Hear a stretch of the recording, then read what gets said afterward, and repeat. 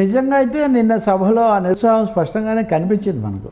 Audience దీంట్లో కూడా కనిపించింది చాలాసార్లు.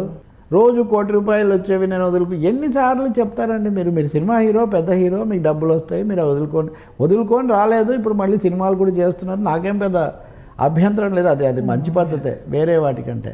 కానీ ఎంతసేపు మీ త్యాగం, మీ సాహసం, మీ ధైర్యం, వీటి గురించే మీరు చెప్తుంటే నేను అనుకుంటున్నాను ప్రసంగం హైలీ అన్ప్లాన్డ్, డిసప్పాయింటింగ్, కన్ఫ్యూజింగ్. ఈ పొత్తు విషయము, చంద్రబాబుతో సాగుతున్న సంభాషణలు, వీటిని దాటేయటము, ఇది నచ్చకే ఇప్పటికీ కొంతమంది నాయకులు బయటికి పోవడానికి ఇది కూడా ఒక కారణం అయిండొచ్చు.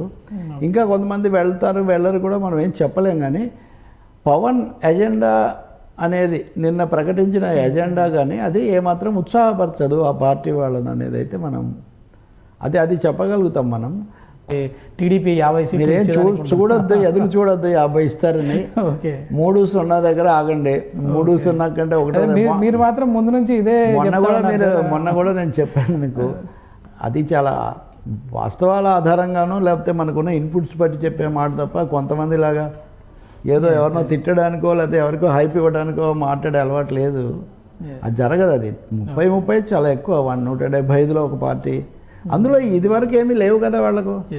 ఇదివరకు ఎక్కడ పురుగుడు కాదు కదా. నిన్న ఆయన చెప్పినట్టుగా 13 లక్షల ఓట్లు వచ్చాయి, 6.7% ఏదో వచ్చాయి. చంద్రబాబు నోరిప్పాలి, వాస్తవానికి స్పష్టత ఇవ్వాల్సింది దానికి. మళ్ళీ ఇక్కడ మీరు చూడండి, బండి ముందు గుర్రమేను. కానీ చంద్రబాబు నాయుడు ఇదివరకు నాది వన్ సైడ్ లవ్, లేకపోతే పవన్ను కలిసి రమ్మంటే ఆయన స్పందించట్లేదు, ఇట్లాంటివి చెప్పింది ఆయన. ముందుగా పవన్ దగ్గరికి వచ్చింది కూడా ఆయనే.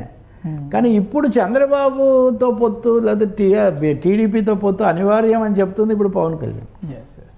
అదే మనం అంతా నిన్న మాట్లాడుకున్న అంశమే సార్. ఇదంతా కూడా నిన్న దాంట్లో ఉంది. మళ్ళీ పూర్తిగా ఇటు సైడ్కి టర్న్ చేసేసారు చంద్రబాబు గారు. పూర్తిగా ఆ టర్న్ చేయడానికి పవన్ మీద ఒత్తిడి తెచ్చారు, పవన్ ట్రాప్ చేశారని బీజేపీ వాళ్ళ ఆరోపణ అనమాట.